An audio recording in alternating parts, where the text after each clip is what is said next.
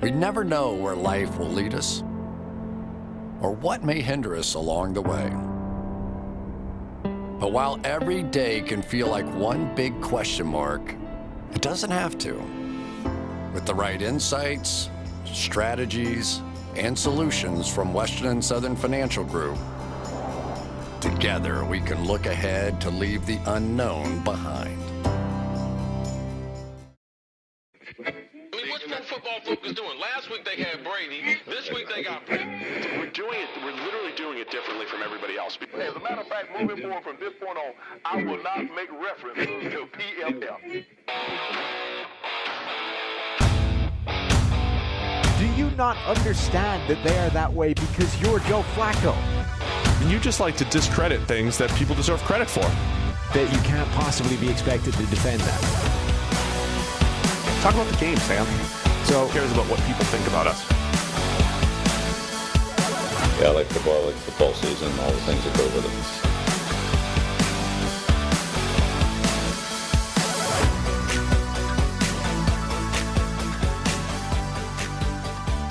it. Welcome into the PFF NFL Podcast. Steve Palazzolo here with Sam Monson, where the team is back together. We've had an erratic run here. A lot of illnesses. Between the two of us. We're back combined. For now. Let's try to put two in a row together here today and tomorrow. In the studio. Nobody getting sick. So we're live on YouTube. Everybody join us. Let's go. Everybody join us on YouTube. We're live. We're reacting to all the... So we're going to react live if news comes in. That's what we're going to do. But we're going to do a lot. Free agency hasn't started yet. It hasn't even started. There's nothing to talk away. about. Nothing to talk about as far as whatever free agency goes. Yeah. Do you want to go for 2 hours today? I mean, let's see what we have. That's how much we have blocked off in the schedule. Let's see how long we can talk. So we're going to get into our instant reactions, based off of free agency so far, what we've liked, what we haven't liked so far, stuff that's still coming down the pipe, new rumors, and Baker Mayfield sad, and Deshaun Watson's on the move, and there's all sorts of stuff. We did do a Deshaun Watson daily yesterday, though. Correct. So go listen to that. We're not talking about him today. Except via Baker. Except about the Baker stuff. Yeah. But it's a Watson-free show. For the most part. Show. Is that fair? Unless news happens, in which case we'll have to talk about it. Do you have any overarching thoughts on free agency so far? Themes? What are the themes? There's a few teams that have gone out there and gotten business done early regardless of the business. So usually in the past, free agency has been very much tiered, right? Like you go after the big names right up top. And then once the big names are kind of done, you focus on the lesser names. The second wave. Yeah, you right? kind of work your way down almost the hierarchy of NFL players. What you're seeing, I think, now is a team say, well, we want tier 2 players, but why? What's the point in waiting, right? So the Carolina Panthers did this last year, and it looked stupid because they signed bad players, right? But man, structurally, the Panthers are becoming the Christian Hackenberg of the show here. You but cannot go a show without throwing a dart. Process-wise, what they did actually made a lot of sense, which is, well, what's the point in waiting for everybody else to get into this bidding war as well? We want these two players. Let's get them on day one of free agency when everybody else is focused on the big names. So this time, Cincinnati did that, right? They went out and got a couple of offensive linemen, upgraded immediately their offensive line, including one in the first 2 minutes of free agency, each of whom I think would have been in that second wave conversation. But they went, well, I'm not waiting for the second wave. Let's get them done now. Let's beat everybody else to the punch, and let's immediately get these guys secured. So I think that's one trend, is you're starting to see teams not bothering to wait for the main dominoes to fall before they start picking off the guys that they actually want. And I quite like that as a strategy. Another theme seems to be, we were talking about this earlier off air, the cornerback market is very weird. Yeah, that's where I was going to go, yep. Really low price. These guys are not going for a giant sum of money.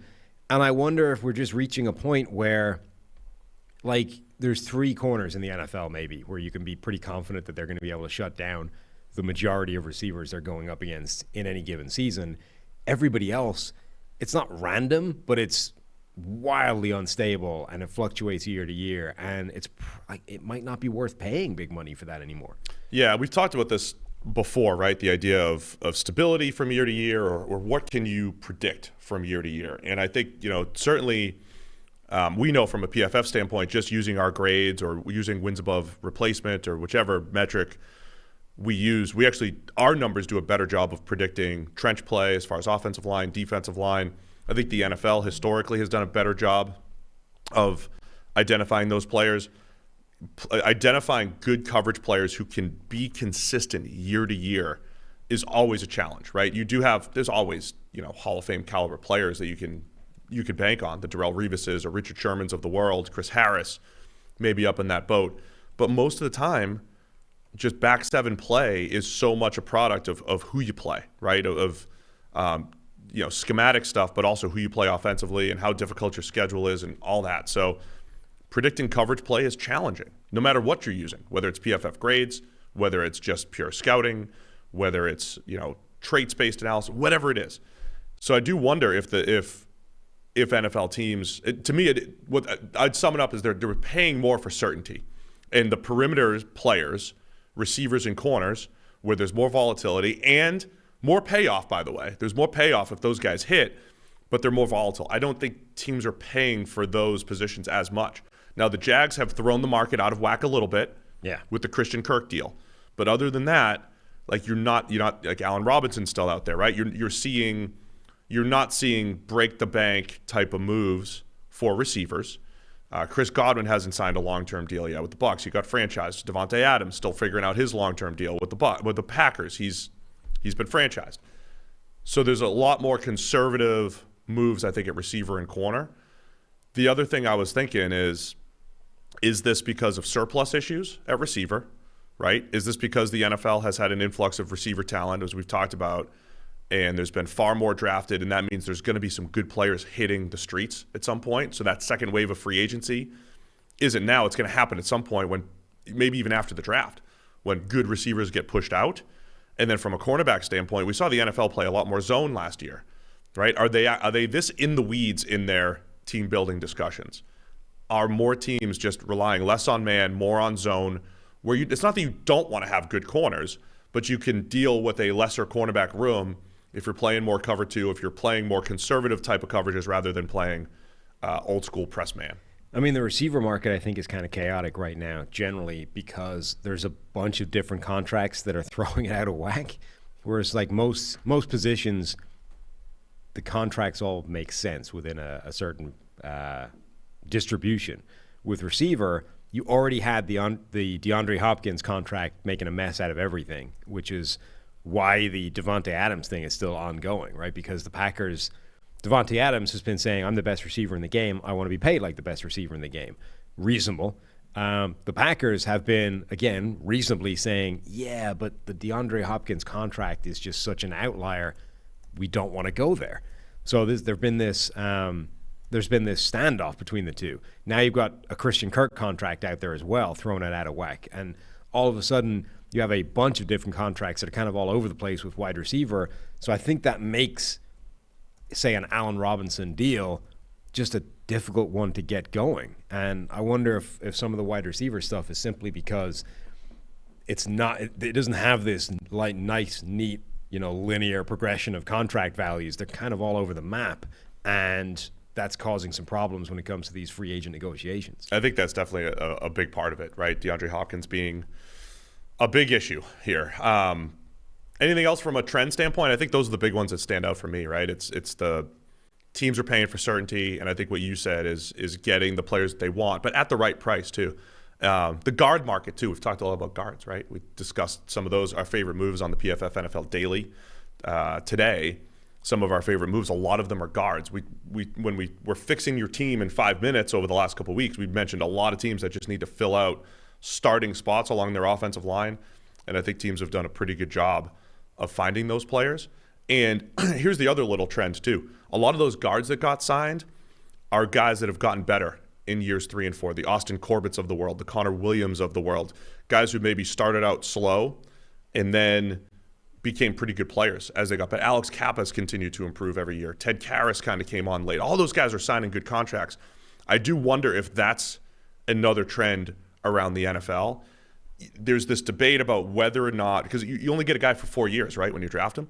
Do you want to draft a player who's going to deal with some subpar years and develop him for someone else, or do you want to just wait and get the veteran when they hit year 5, when they've gone through their lumps? As an offensive lineman, I'm just saying this is a position where that They tend to bloom a little bit later.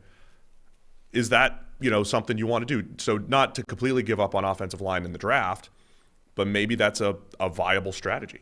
Yeah, I mean, you have to wonder if you're drafting a player to develop him, how long is that going to take? Because unless that's happening halfway into that deal, it's not worth it for you. Like, you're not gaining anything from that. You're you're spending a roster spot to keep that guy around for multiple years while you try and develop him. If he's not developed, all the time he's playing up until that point is probably bad for you.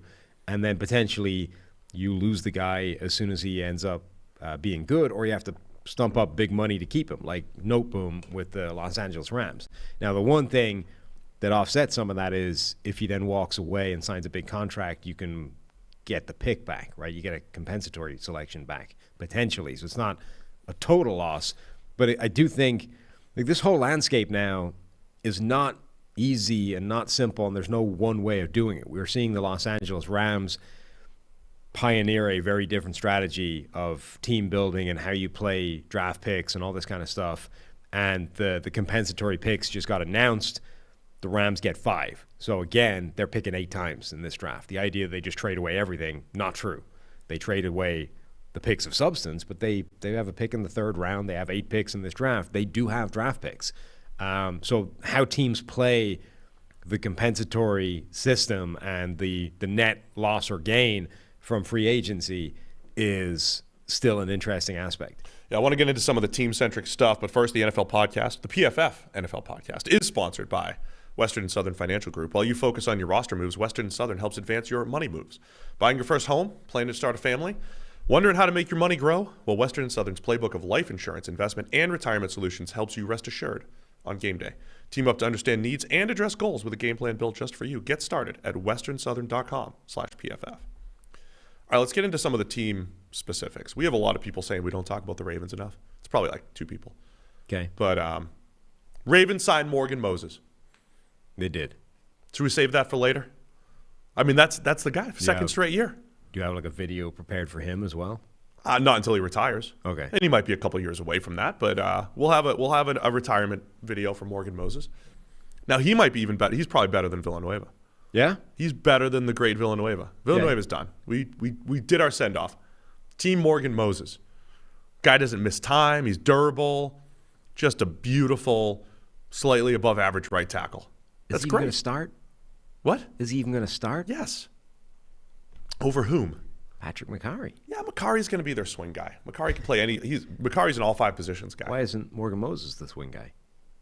Because he's a starting right tackle with a better history, track record than McCarry. Getting $5 million a year. It's not necessarily starting. It's right not tackle huge money. I mean, Morgan hasn't played on the left side as much. You can move McCarry around, I think, more than Moses. The Ravens are one of those teams that generally play the compensatory draft pick system. They have more compensatory selections in any team since that's been a thing, since the NFL instituted that as a practice.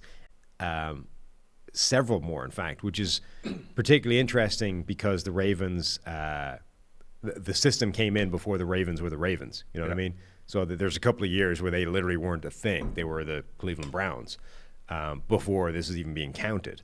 So essentially the Ravens, way more than any other team, deliberately play this game of let's let guys walk, let's develop them in the draft, let's get the additional comp picks. But this year, they've signed a couple of guys, Morgan Moses and Marcus Williams, the safety, to a pretty big deal for Marcus Williams.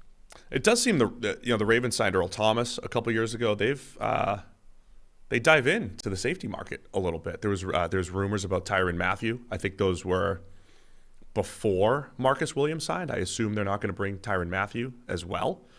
Matthew's an interesting one. He's still out there, and he's got. I'm not going to say it. People are tweeting out to remind people that Tyrann Mathieu's still out there. That's all. Okay, but he's out there.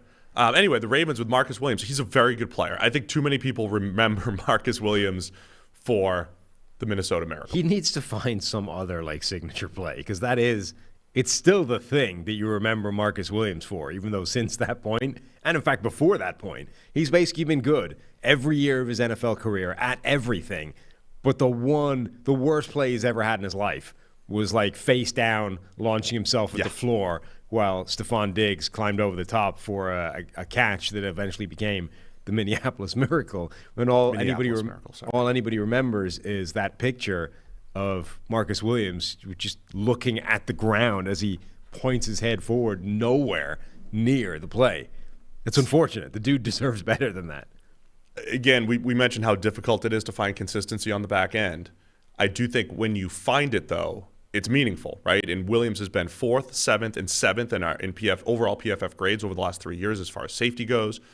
3rd most valuable, 5th most valuable, 12th most valuable. I mean, those are good, consistent numbers at safety. So I like the move for the Ravens. I like Marcus Williams quite a bit. When you see some of these players, we're deep enough into our PFF college world where we have data on all these guys back in college. Remember, there was this point where it seemed like there were no free safety prospects for a while. Right. It was all the college was feeding the NFL a bunch of box safeties, which are probably more replaceable than like a good, true free safety. But the two guys that I think stood out in the early years of PFF college, 2014 through 17, say, Marcus Williams and Kevin Byard, both guys that had just good, pure free safety skills. Not always single high free safety. Marcus Williams could play too high. He does a lot of good stuff. But he's a good all-around free safety, much like a Kevin Byard, two of the best to come in recent years. And obviously that's been borne out by not only grades, but also those guys getting paid. It feels like some of the money that used to be going to cornerbacks is going to safeties. I don't know if this pivot towards too high type of defenses again is leading the NFL to pay more money towards safeties, but that's the way it seems like some of the money is flowing right now. And I'm not 100% sure that makes sense intuitively, because it's not the pivot towards too high defenses is not the way it used to be, right? It's not like everybody's just running Tampa 2 where cornerbacks were genuinely sort of protected and minimized and like they didn't have to do some of the things that other people had to do. A lot of it is a move towards quarters type of coverages, which is effectively man coverage. But the thing about quarters, that essentially, so, you know, look, we have a varying range of listeners to explain quarters. It is essentially man coverage. It's off man coverage. But the safety is not playing safety there necessarily. He's in man as well. Yeah. And he's in man against a slot or a tight end, which puts even more pressure on that safety. But my point is you can't just look at that. It's not like you can't look at it the same way you could look as a Tampa 2 corner and say, well, this guy doesn't have to do nearly half as much as, you know, a corner in a different system, so we can afford to pay him less, look at lesser athletes, look at lesser players. A corner playing in a team that runs a lot of quarters still has to do a load of stuff. Like that guy still has to play man coverage a lot and often isolated without safety help because the safety is busy in man coverage doing something else or covering, you know, pattern matching various other elements of the play. So I get why you might want to pay safeties more in a quarters defense. I'm not sure you can afford to do it at the expense of the corner. And by the way, all of these defenses are way more diverse and multiple than they used to be in old, you know, Tampa 2 style defenses. Like even quarters heavy teams now are running a ton of cover 1 and cover 3 and, you know, everything. So again, I'm just not sure I'm on board with the idea of taking the money from corners to pay safeties. It feels a lot like, what's the phrase, robbing from Peter to pay Paul? It's a lot like that. Doesn't feel like a great idea. Yeah, I mean, look, some of the studies I've done as far as which, you know, looking at coverages and where they put pressure based off PFF grades, it does sound intuitive though, but more zone-heavy coverages, and that includes everything you're mentioning, whether it's quarters, whether it is to cover 3, it does put more pressure from a grading standpoint as a results standpoint on safeties and linebackers. And I do think that might be part of the reason why we see these things happen. And remember last year in the draft, there were 4 linebackers drafted at the same time there was, say, 1 defensive lineman. There were 4 linebackers drafted in the first round. The safety market's changing. The cornerback market's cooling a little bit. I do wonder if a lot of that's schematic or is it, you know, a supply and demand type of thing. Another theme, by the way, that has only just occurred to me is that we seem to be in a world now where players are way bigger recruiters than they ever used to be. Or maybe it happened, it just wasn't on social media, but every good NFL player is out here like stumping for the available free agents on, you know, Twitter or Instagram or whatever it is. They are firing out messages, they are trying to woo all these guys over. Tom Brady doesn't even appear to have to do any of that. It's just the aura. They just like gravitate toward him like a magnet. But have you seen Darius Leonard out here with all his tweets? Yeah. He's got some pretty good ones. Darius Leonard is every super fan either in for a college program on like signing day. Yeah. When he's like, hey, come to LSU, we'll treat you right. He's over there recruiting every free agent. Come to the Colts. You'd look great with Forrest Buckner. Come on, Chandler. That's my favorite one. At Chandler Jones 55. Hear me out, man. Last year you had 5 sacks against Tennessee. Eyeballs emojis. We play them twice a year. So if you've got 5 sacks in one game, imagine facing them twice a year. Eyeball emojis. Boy, that would be amazing. At DeForest Buckner, help me out here. That's the best part of Darius Leonard. It's not just come join us. It's like there's some research going into this. Oh yeah, right. He's putting in the legwork. It's not working well. I've seen more players be like, "Man, this recruiting stuff's tough. It's tough," but they're out there. They're out there working. Colts are an interesting team. Well, I want to get it. Having traded away Carson Wentz, they're one of the teams still waiting for the music to stop and the chairs to stop moving around and hopefully have a quarterback. Which takes us to Baker Mayfield, the Baker Mayfield trade market. Before we get into that, reminder, we've got is a free agency 30. We have 30% off right now, all PFF subscriptions. It's not NFL Pod, which gives you only 25% off. It's free agency 30, free agency 30. 30% off any PFF subscription right now. You get all of PFF's locked article content, the NFL draft guide, completely unlocked mock draft simulator, all of our free agent rankings, everything on the site, data and grades for the entire 2021 season. It's all a part of your PFF subscription. So you get 30% off using free agency 30. You could still get 25% off using the promo code NFL Pod. Sorry, Tyler, I didn't give you the heads up there. You can use either one, but use free agency 30 for the 30% off. I'm no math genius, but I would use the 30% off one. I would too. I would use that. I don't know how long we're going to have it. While it's available. Yeah. I mean, we're going to circle back to NFL Pod after free agency 30 is over. But for the moment, that will give you more off, which I believe is a good thing for you. And then just because we like to get credit, you just email, PFF help or whatever you can email and just say, hey, kudos to the PFF NFL Podcast for pointing us in this direction for 30% off. Sure. Great time to do it. So the Baker Mayfield trade market. Baker, as is what you do today, you go into your notes section. You go to your notes. I've literally never used the notes app. Ever. Really? I have a lot of notes. Never done it. I've got a lot of reminders here. My wife and I share our grocery list on here. Yeah. So she can update the grocery list. But you go into your notes and you pour your heart out. Yeah. Exactly. Want me to read it?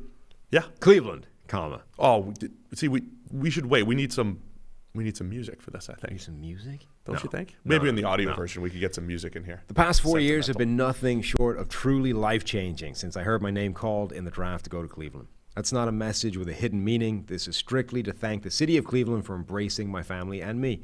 We've made many memories and shared growing in this process all through the ups and downs. I have no clue what happens next, which is the meaning behind the silence I've had during the duration of this process. I can only control what I can, which is trusting in God's plan throughout the process.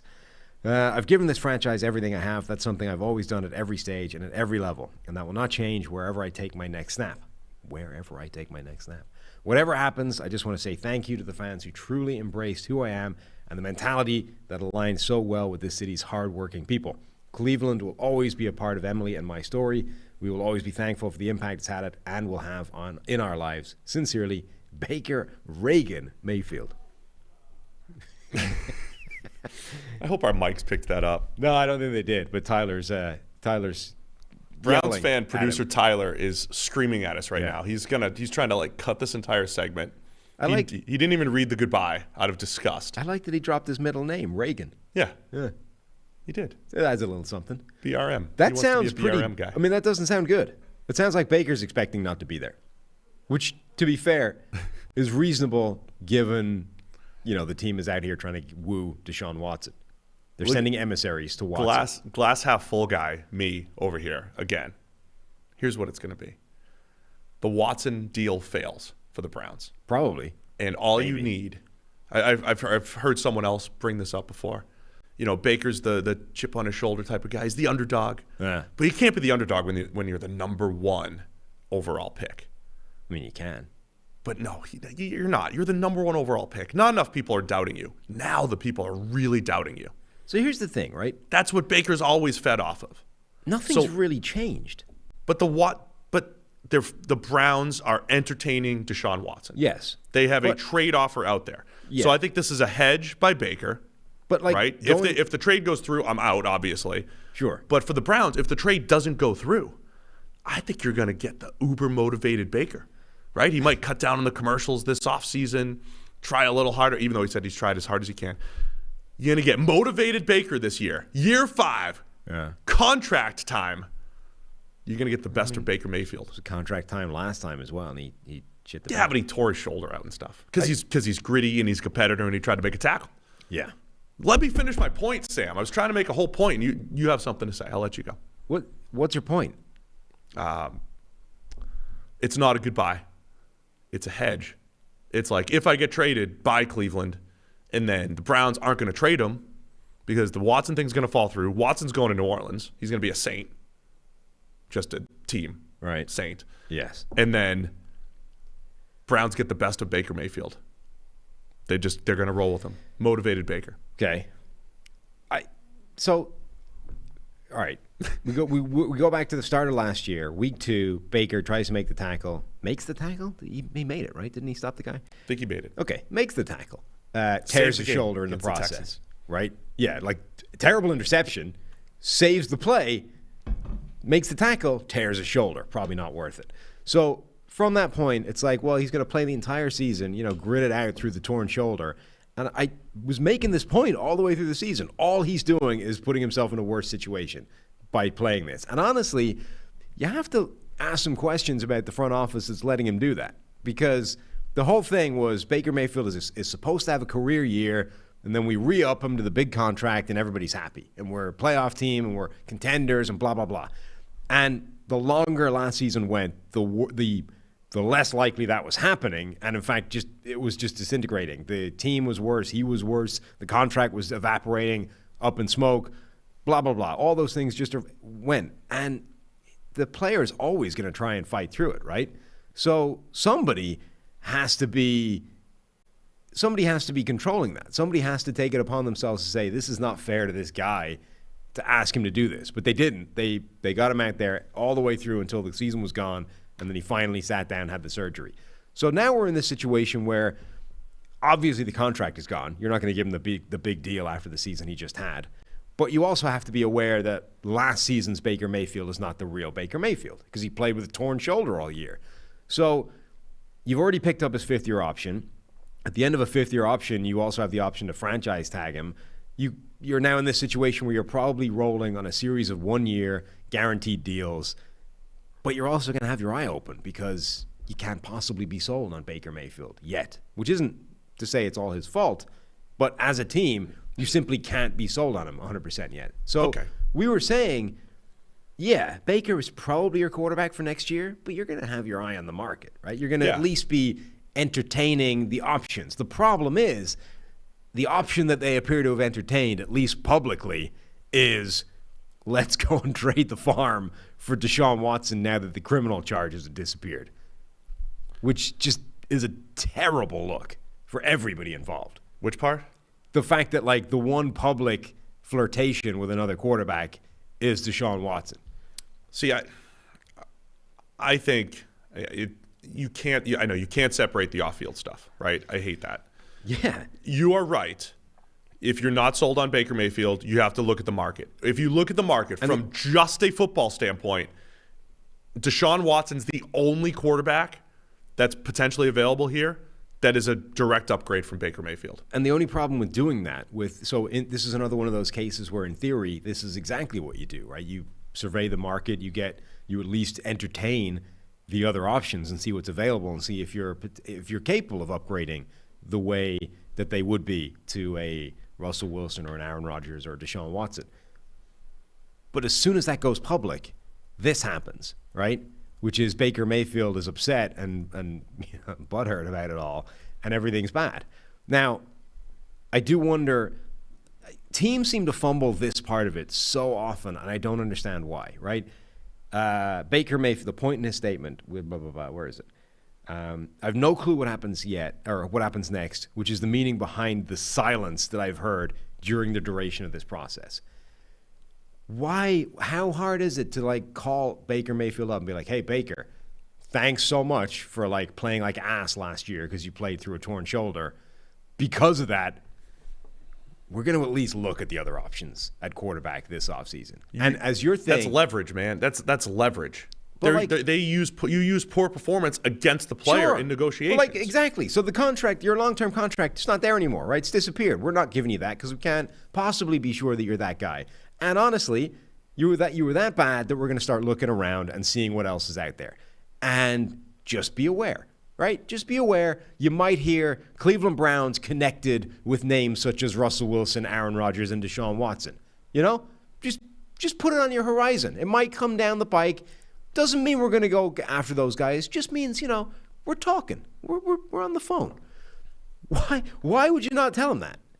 Is Baker of the same personality as a Rodgers or maybe a Brady? Personality of using the disrespect as a positive.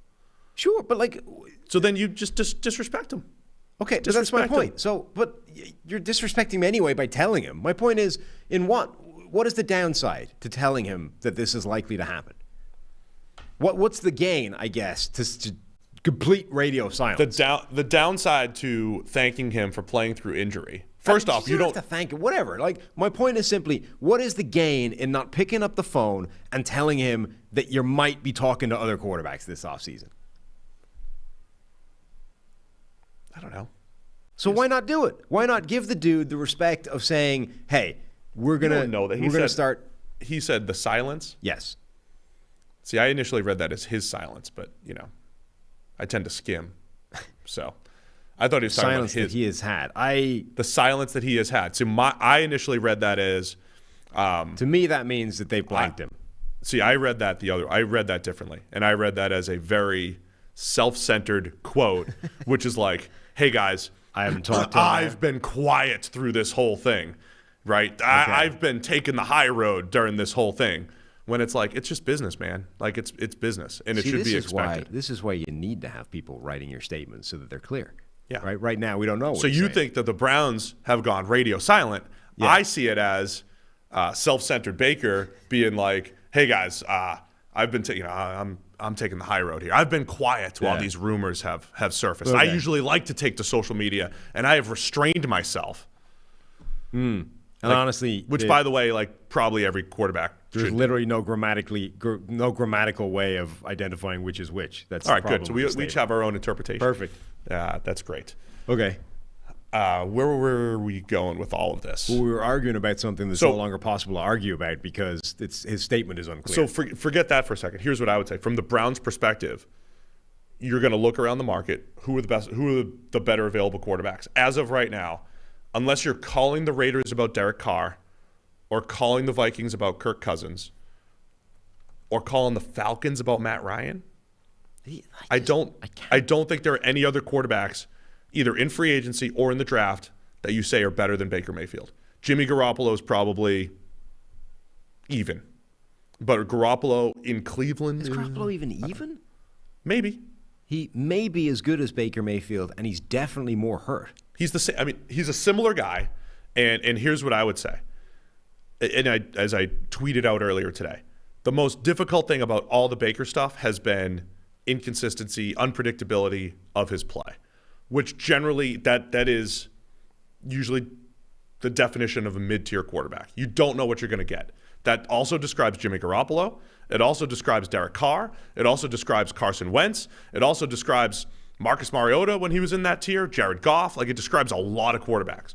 But that is the biggest challenge with the Baker Mayfield evaluation is unpredictability. He's had 2 really good seasons, 2 seasons that are better than a lot of quarterbacks around the NFL. He's also had 2 pretty trash seasons, including his worst season being last year, year 4. So there's your Carson Wentz similarity where it's not going in order, right? Things aren't going in order. There's not consistent improvement. There were peaks early. There were valleys late.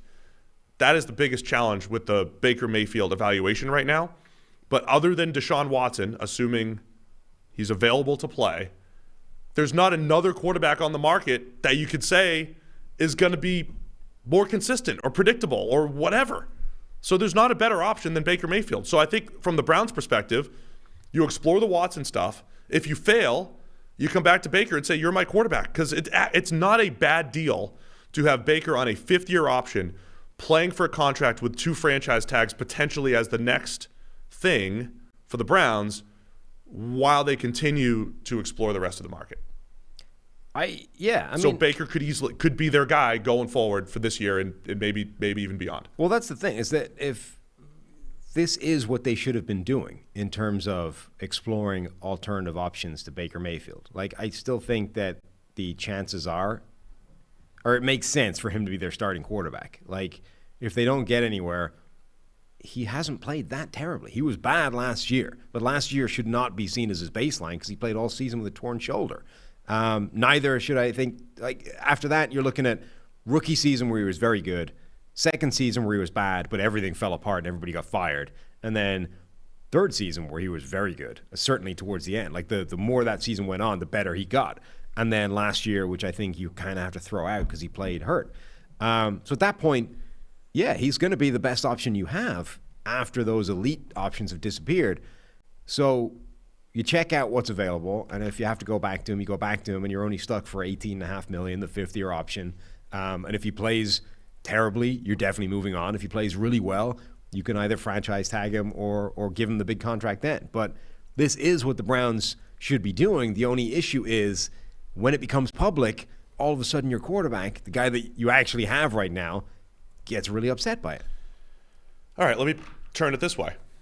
If you're another team, whether the Watson thing goes through or not for the Browns, you're calling the Browns and seeing if Baker Mayfield's available. Who are those teams? Where is the best fit for Baker Mayfield next year? We've already leaked sources maybe saying the Seahawks. I'm going to put out a rumor. The market's heating up. I don't know if it's true or not, but it could be. Probably is. Market's heating up. Seahawks, Colts. Who is calling about Baker Mayfield? Cheesecake Factory? Yeah, I don't think many people. I don't think. Really? You don't think people are calling about Baker? Not a lot. I mean, who would like? So the same thing that I just said. If the Watson trade fails, and if you put Baker Mayfield on this quarterback market that includes free agents, tradable commodities, and draft prospects, Baker's the best option right now. That's for the Browns, and that's also true for the Seahawks, the Colts, whoever else needs a quarterback around the league. Who else needs a quarterback? Who am I forgetting? But why is Baker Mayfield not the best option going into the fifth-year option? It doesn't crush your cap. No, but it gives you another year to assess him in a new situation. The Texans, whoever.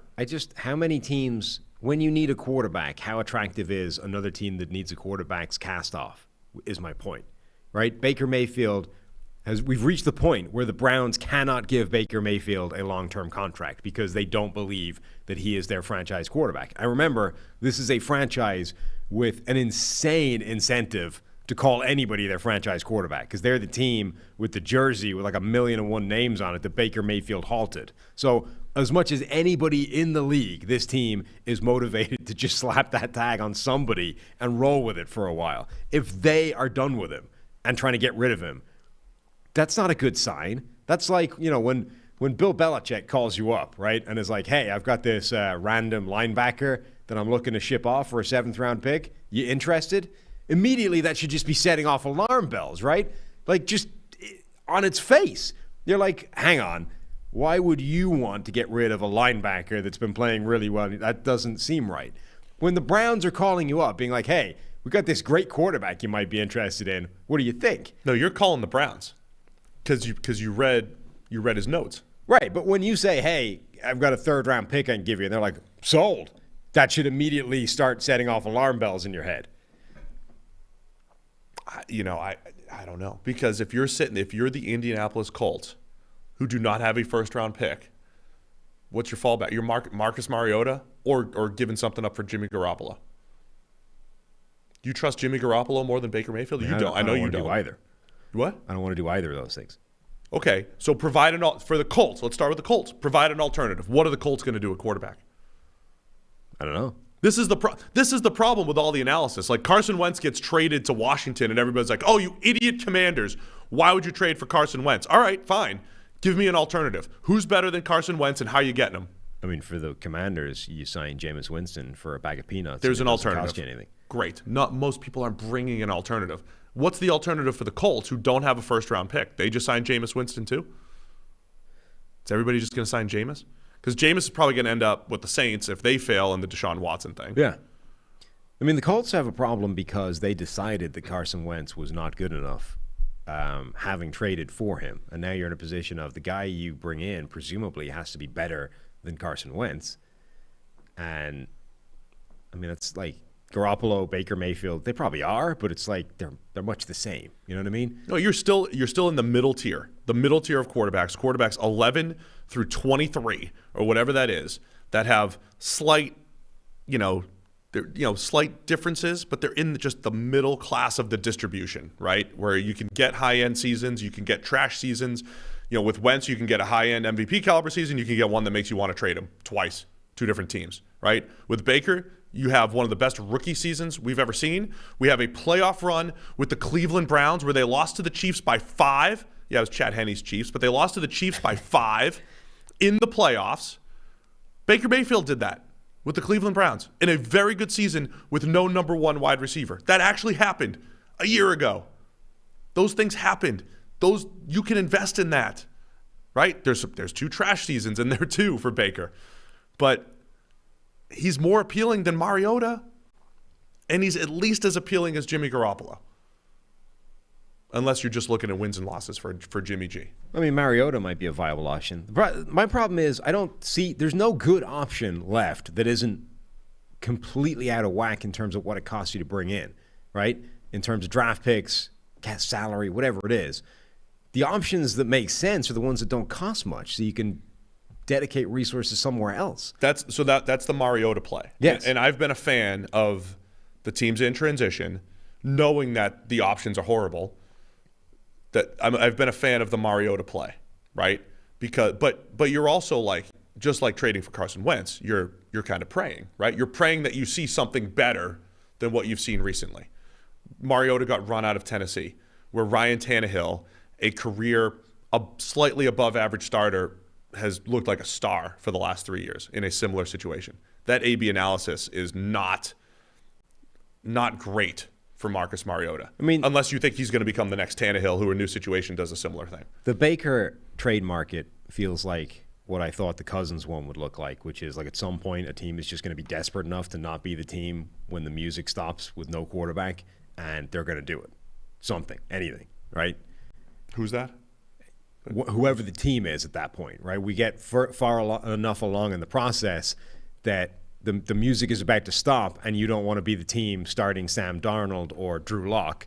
So Carolina, Seattle make a lot of sense. Maybe the Colts are the team that gets desperate enough. Like a team like that who just doesn't have anything right now and no obvious path necessarily to securing one in the draft, or a guy or just doesn't like the draft enough, which frankly is another theme for this whole process. I keep forgetting the Panthers as the QB needy team. So they're one where, based off the move they made last year, which was grab your class of 2018 cast-off quarterback, like they're not doing that again. I don't see the Panthers bringing in Baker Mayfield to hang out with Sam Darnold as 2018 draft class cast-offs. I don't see that happening. So what about the Seahawks? What are the Seahawks' best options? They pick at 9, so they could love a rookie contract quarterback. I have an easier case selling the Seahawks on draft Malik Willis if he's there, draft a guy, Desmond Ridder, whatever it is.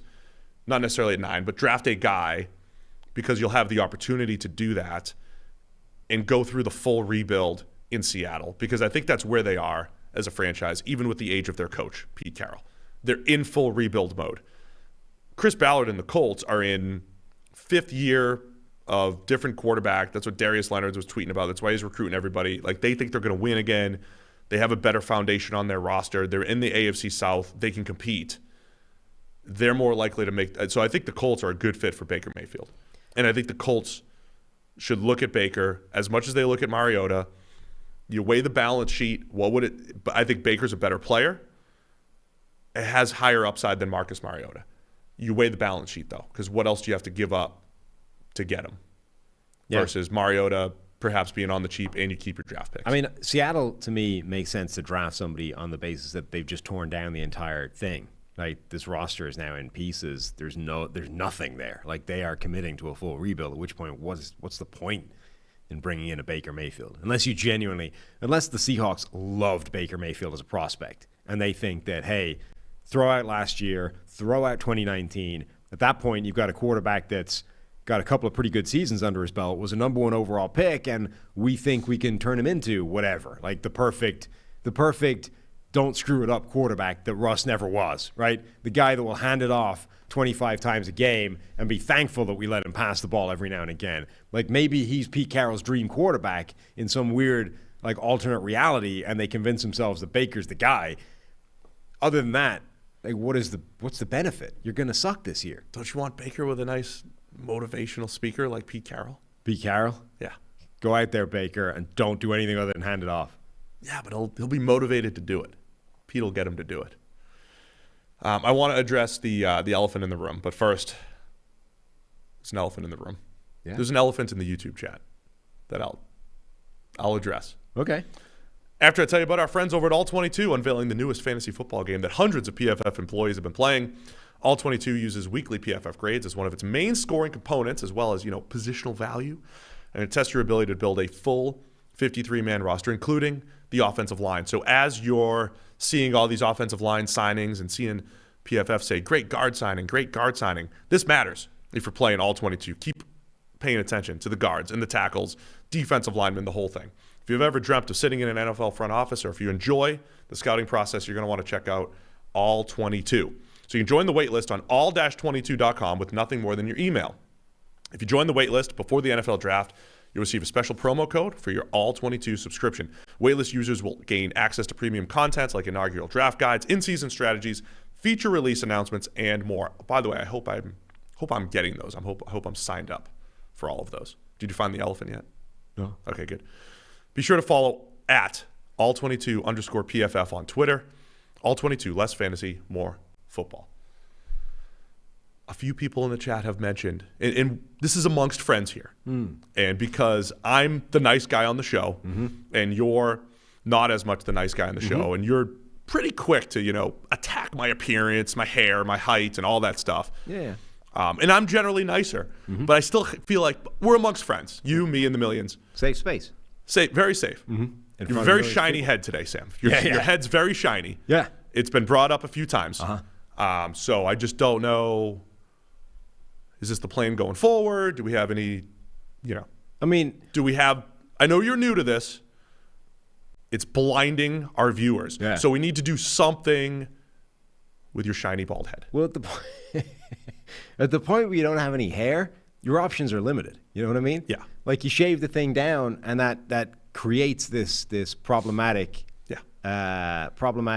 Surely their turtle wax has been light suggested. Effect. See, so here's my problem, right? We currently have 1, 2, 3, 4. It's a professional 5, 6, studio. 7, 8, 9, 10, 11, 12, 13, 14, 15 lights shining down on my shiny bald head, right? Yeah. And that's not even counting the decorative ones that hang around this place. Like, I'm not being set up to succeed. It's a professional studio, right? Sam. You know the football thing where you send out a guy running a game plan he's got no shot of achieving?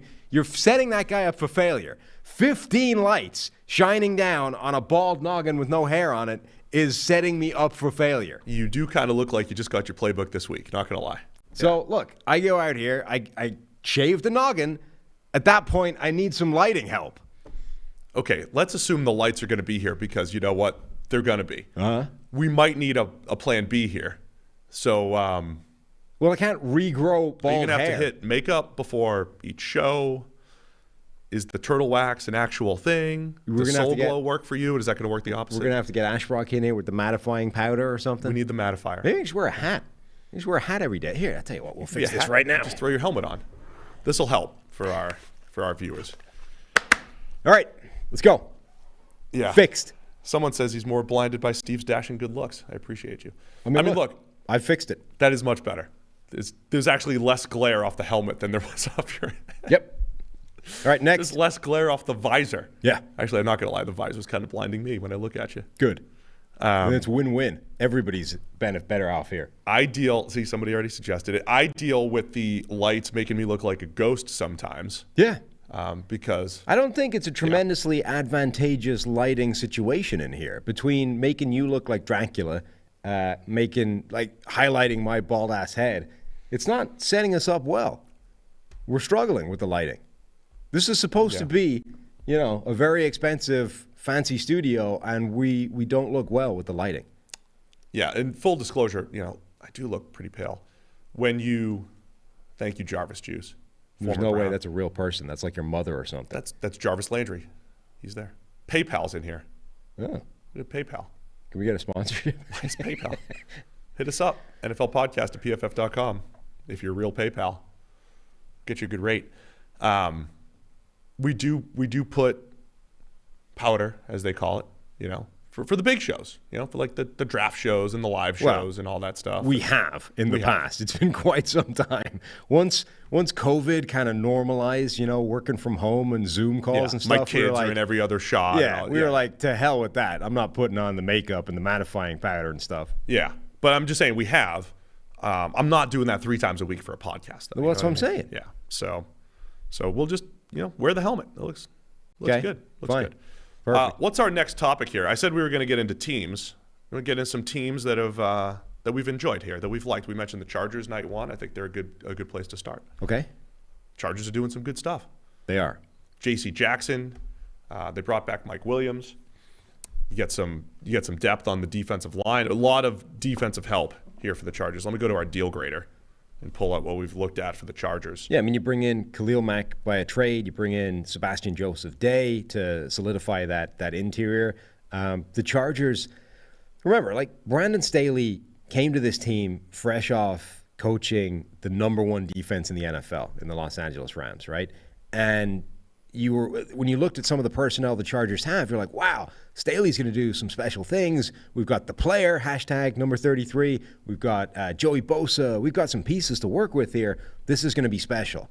And the defense, not only was it not special, but it wasn't even very good. And, embarrassing or shame might be a little bit too far, but disappointing, I think, is probably fair. And if you're Brandon Staley coming off that season, you kind of want to make sure your defense isn't bad again. So they're attacking it, and they have the flexibility with Justin Herbert being as good as he is and as cheap as he is to start attacking the supporting cast and start throwing money and resources at defense. So Khalil Mack, J.C. Jackson, Sebastian Joseph Day, added to the likes of Joey Bosa and the players that are already there. In theory, that's now starting to stack up a really good group of individuals. I love that your analysis doesn't suffer behind the helmet. No, why would it? That's good. This is perfect. Just tweet that out. Make sure people know you're wearing a helmet here on the show. It's great. Yeah. Let's get to 1,000 people here watching this. I love what the Chargers are doing. And, they're spending money. The Bengals are spending money. The 2 teams that have 2 of the best young quarterbacks in the NFL, and you're going to hear this over and over again. This is how you do it with a first contract quarterback, right? And the thing I love about the secondary here too, J.C. Jackson, as difficult as it is to keep interception rates high, J.C. Jackson has found a way to do that, right? Yeah, he is, and hasn't even been like one of the things about Trayvon Diggs and the interceptions he had is he was quite a heavily targeted cornerback. J.C. Jackson hasn't even been particularly heavily targeted. Last year was the first year where he's had more than 100 targets in a season, and I think he needed the playoffs to get there. And the other thing about it, we keep using this very broad, hey, this team plays man, this team plays zone, but no team has played more man coverage than the Patriots over the last 4 or 5 years. And usually in man coverage, the rule is you're going to get more pass breakups, a lower completion percentage against, but the interception is going to be down, right? Zone-heavy teams can get more interceptions. Their eyes are on the quarterback. You get more tipped passes. But that's what makes it even more impressive that J.C. Jackson has that many turnovers on the resume, all those interceptions in a man-heavy scheme. So what I like about J.C. Jackson, a part of the Chargers, with number 33, the player, with Asante Samuel, a guy that, coming out last year, we said, okay, that's a great fit. Dude plays off coverage. He's got his dad's playmaking ability as well. This Chargers team, plus you get the pass rush, they're going to force a lot of turnovers too. So now it's like, okay, what is the best way to build a defense in the NFL? If you know that you can't predict it year to year, you can't just say, hey, we're just going to have an elite defense for the next 4 or 5 years. Play the volatility game and say, like one of these years, the Chargers are going to lead the league in turnovers, right? It's going to be like the 2009 Saints. You referenced them a lot, right? They turned it over like crazy. Yep. Drew Brees played the same that year as he does pretty much every year. But you pair that with the great volatility of the defense, you get all the turnover luck in 1 year, you win a Super Bowl. That's what the Chargers are setting up here. Might not work every year, but with the playmakers that they have on the back end, the pass rushers that they have, I feel like that volatility is going to play in their favor 1 year, and the Chargers are going to make a serious run. Yeah, I mean, look, so we've talked before about how much flexibility having a young star quarterback on a rookie contract gives you. And I think the two teams that is most applicable to right now, the Chargers and the Bengals, are both doing smart things to maximize the benefit, to maximize the boost that gives you. The Chargers are now throwing money at defense, having been throwing it at the offensive line this time a year ago. The Bengals are throwing it at the offensive line, with that being, the primary thing that they need to fix. So I'm a big fan of what both these teams are doing right now.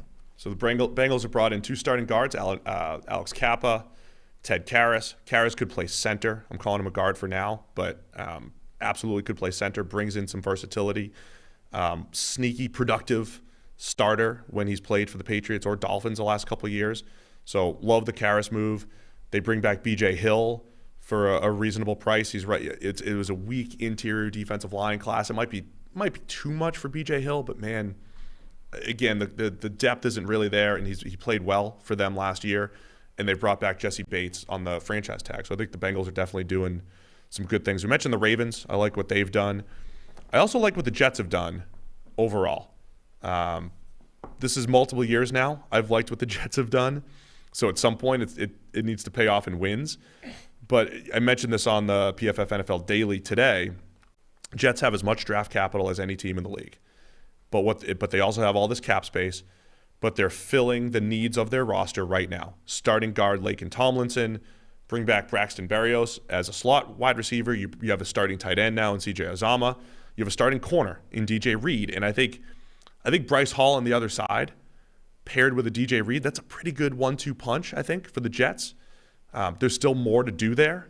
Yeah, I would still try to hit some home runs there. If they then came out of that first round with one of those top corners, yes, Sauce Gardner or a Derek Stingley, in addition to Bryce Hall and DJ Reed, now you're talking.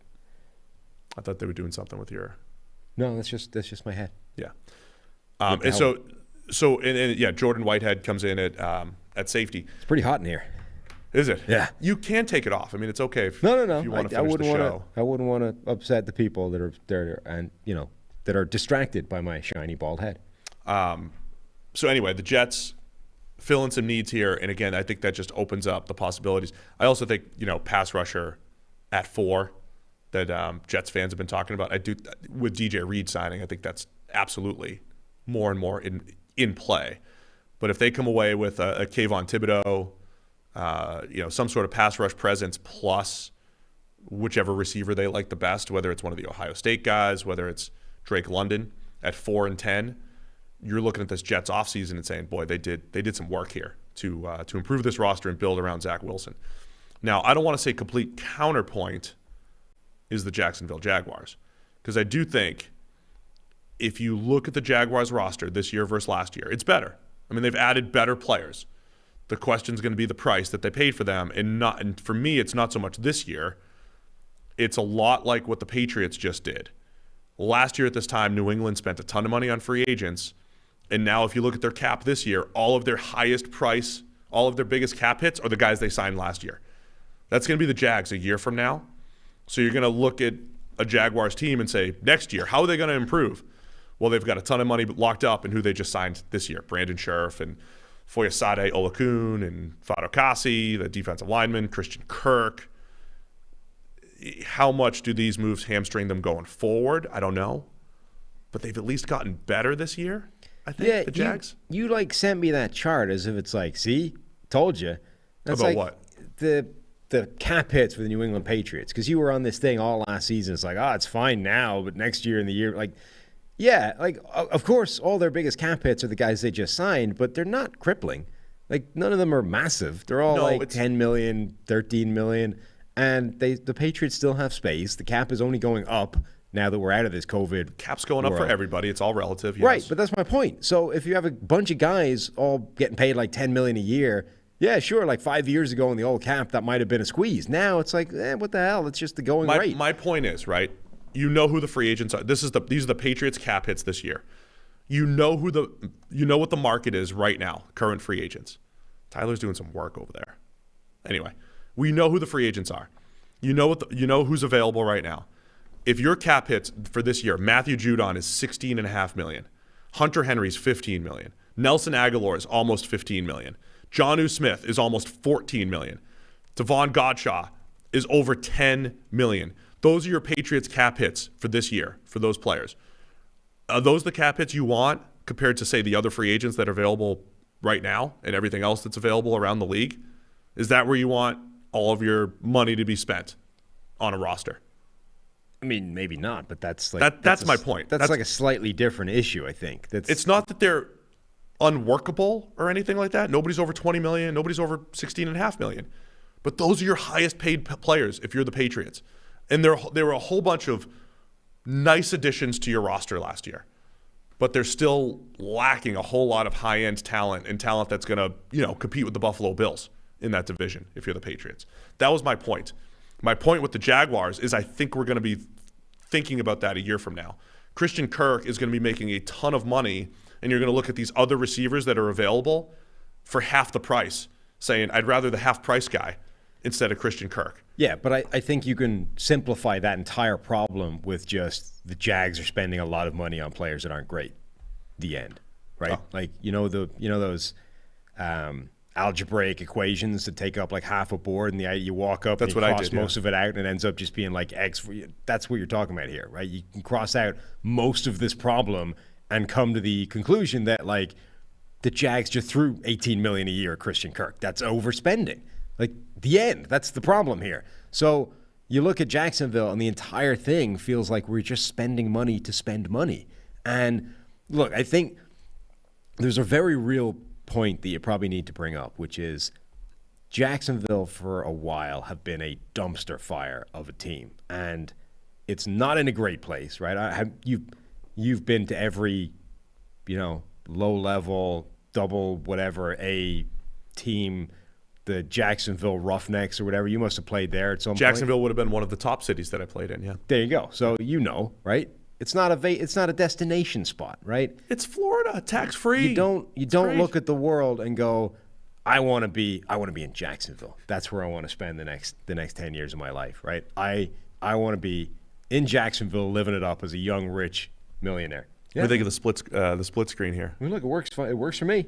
I'm just trying to help the people out here. The shiny head was upsetting people, and now we have a shiny helmet instead. Yeah, it's really more the shiny visor, I would say. But yeah.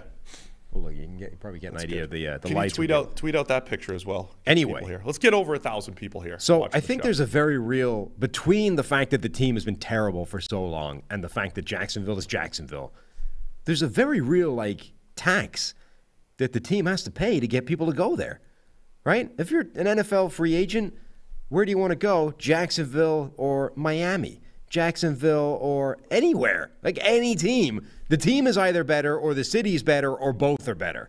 So if you're trying to convince people where to go, you're going to have to pay them more. So all of a sudden, you're trying to get people like Christian Kirk. And it's you okay with their moves? I'm not, no. But I'm saying you have to factor in the very real fact that Jacksonville simply has to pay these people more than other teams do to get them to go to Jacksonville and be part of this whole thing. And I don't think you can dismiss that. I think that's a very real percentage that you have to either add to a contract to figure out what the Jacksonville price is or take away from these contracts to give you like a league baseline. It's not, you can't just compare what Jacksonville are spending to what any other team is spending and say, oh, they overspent. Of course they did. Otherwise, they're not getting anybody. So which moves do you not like? I mean, look, which moves are reasonable here? Even in the world of overspending, the Christian Kirk deal is madness. Yeah. Like that is it's a 4-year, $72 million contract essentially, which can go as high as $84 million. They are paying him almost $18 million a year. Like Russell Gage just signed for half that, and Russell Gage is a better player. Yeah, I mean, again, he went to tax-free Florida as well in Tampa Bay, where the lure of Tom Brady is a little bit more attractive than the lure of Jacksonville. To your point, people thought that the Trevor Lawrence thing would help recruiting, right? Come join the rebuild. We got the number 1 overall pick last year, but how much is this still the Urban Meyer effect here? The fact that Urban Meyer created this culture where the very talented Trevor Lawrence couldn't even succeed just put this further stigma on the Jags and wanting to go there. But I will say, I'm just looking at their depth chart and how new players graded last year. You bring in a pretty good corner in Darius Williams. He's been added to the mix. The number of just green grades, just from last year, that they've added, from Zay Jones to Christian Kirk to Brandon Scherf, they're at least adding better, more talented players. I'm not saying every move is great. Fadukasi, I think, will bounce back. But these guys, they're going to improve the team. They overpaid for it right now. I think it's going to come back to bite them probably a year from now or 2 years from now, where some of these guys aren't on the roster anymore. But if you want to create some momentum, you overpay to just make the roster better, show signs of life there, and eventually make it a more attractive free agent destination. That's where the Jags are. The bottom line in all this is that Jacksonville needs to get good to be able to lure anybody there for a sensible price. And look, I think they've added some good players. Brandon Scherf is a very good guard. And, if that's a move you needed to make to solidify that offensive line, fine. Let's make that happen. Evan Engram, for like a 1-year throwaway deal, okay, it's $9 million, but like Evan Engram could be a decent resuscitation project, reclamation project for a team. Your guy, Folo Fadukasi, one of the best run-defending interior defensive linemen in the NFL up until last year. Darius Williams, a guy that's basically never graded badly in the PFF system, including college, gives you a lot of flexibility on defense in the secondary as well. I don't love Olakun as a deal. Cam Robinson re-signed on the franchise tag, whatever. I think Christian Kirk is overpaying. I don't love bringing in Zay Jones, but they've added players that are going to help. Completely agree. So the Jags, I think, got better, even for a lot of money. Yeah. I guess that's okay. My other point, I've made this before, that I don't get the strategy, right? I don't like spending sprees where you can't discern a clear pattern other than simply adding players for money. Like they added players everywhere. Yes. And then also which Miles Jack. I don't think is a good thing, right? If you're this bad, if you're a team like Jacksonville, it's like, well, we need help everywhere. To me, you should focus on an area first, right? Like, let's fix this, or let's fix this, and let's leave the rest for the future. Like Detroit. Just the offensive line or just the Look what playmakers. Detroit did last year. There was a very clear strategy, and it's like, okay, they are following a roadmap. You might not agree with where the roadmap is going, but at least they're following a clear plan, and that gives you a certain degree of confidence and reassurance that somebody in the building knows what they're doing. When the team is just like let's just take a shotgun to free agency, and whatever we take down with the bullets is what we drag into the back of the van, that just doesn't feel like good process to me. They added one player at every position group, and then they're going to add probably Aiden Hutchinson at edge, the position group that they didn't attack. So they're attacking every position group. Yeah, which I don't think that's literally every single one. Receiver, tight end, offensive line. They didn't sign a running back. Thank God. Yeah. They have James Robinson and Travis Etienne. They added an interior defensive lineman, a linebacker. Didn't add a safety. So they're going to draft edge and safety with their first 2 picks. Sold. I think the Dolphins are doing some sneaky good things here. Oh, yeah. So friend of mine, former teammate with the – actually, no, he didn't play for the right. Former teammate with the DCU Saints before – Does that have to do with the Dolphins? Before – yes. Oh. I'll get there. Give it a second. Sure. Before the Saints folded and everybody went to play with the Rhinos, he contacted me and he asked me, is he crazy to be quite encouraged by the moves that the Miami Dolphins have made? They've added some really good players and blah, blah. And I'm kind of – my initial reaction is that, like, they've signed a lot of these guys that I quite like as players, but you're left with that. Well, who's like so there's two things I think that change my initial reaction to it. One is that there is this prospect that Jalen Waddle is a much better player than he has been allowed to be so far, both in college and in his first year in Miami. And if he can be that elite number one game-changing type of player, a Deebo Samuel for this offense, that does kind of change the dynamic of, for example, Mike Gesicki and Cedric Wilson and Preston Williams and the guys that they already have. And then there's two, which is, remember, this offense, if it looks like the 49ers offense, it doesn't need to necessarily have the prototypical X wide receiver that other offenses have. For years, everybody was like, where is that player for San Francisco? It's like, well, that player actually is George Kittle. And then that player became Deebo Samuel. Like, that's the playmaking superstar here. So again, if Jalen Waddle is that guy, this team doesn't have to have like a 6'3" X receiver that wins on the outside with 4.3 speed and blah, blah, blah, because they're not playing that way. So when you look at it through those, through that lens, through that prism, I think actually Miami is doing some nice things. And those things include adding Chase Edmonds at running back. You mentioned Cedric Wilson coming in. Adding Connor Williams to play guard. Really like that move. Yeah, and you could probably – there's another move or two to be made. Yes. Probably on the offensive line. That offensive line needs help. But that's a good starting point. Yeah. I mean, that is – and so then when you look at – again, we sit here all year and talk about the idea of just don't have any holes on your team, don't have any weaknesses. When you look at the free agent haul of the Dolphins, you bring back Mike Gesicki on the franchise tag. That's a good move. Chase Edmonds, who I mentioned, Cedric Wilson, Teddy Bridgewater as a backup quarterback. Bring back Preston Williams and bring in Connor Williams. All those things are just shoring up position groups so that you have fewer weaknesses as a roster. You could spend in the draft on more offensive linemen. You can look for other, cap casualty type of offensive linemen who are surely going to upgrade what you have there. And then I think there's more playmakers to be had on the defensive side of the ball. But I like what the Dolphins are doing. Any other teams that stand out to you, either good or bad? Right after I tell you about Manscaped, I'll give you some time. Sweet. That's right. Manscaped has launched the Ultra Premium Collection. Believe it or not, it's for your not-so-private parts. We're talking about a leveled-up hygiene routine with your favorite manly scent. This is your all-in-one skin and hair care kit for the everyday man, and it covers you from head to toe, literally.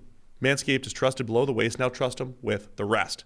Join the 4 million men worldwide who trust Manscaped by going to manscaped.com for 20% off plus free shipping with the promo code PFF. Here's your order of operations. You hop in the shower, scrub-a-dub-dub that body with the Manscaped body wash. That's number 1. Number 2, lather your hair up with a 2-in-1 shampoo and conditioner. Keep your noggin toggin. Maybe the conditioner will help with the shine, Sam. Dry off and spray with the hydrating body moisturizer to reinvigorate your dry skin. Number 4, put on the Manscaped deodorant for obvious reasons. And number 5, pop that Manscaped lip balm on. No one's out here kissing those chapped lips. So getting dressed after that is optional. You can wear one great scent all day long. You get 20% off plus free shipping with the code PFF at manscaped.com. It's 20% off plus free shipping with the code PFF at manscaped.com. The power of attraction is now in a bottle, thanks to our friends at Manscaped.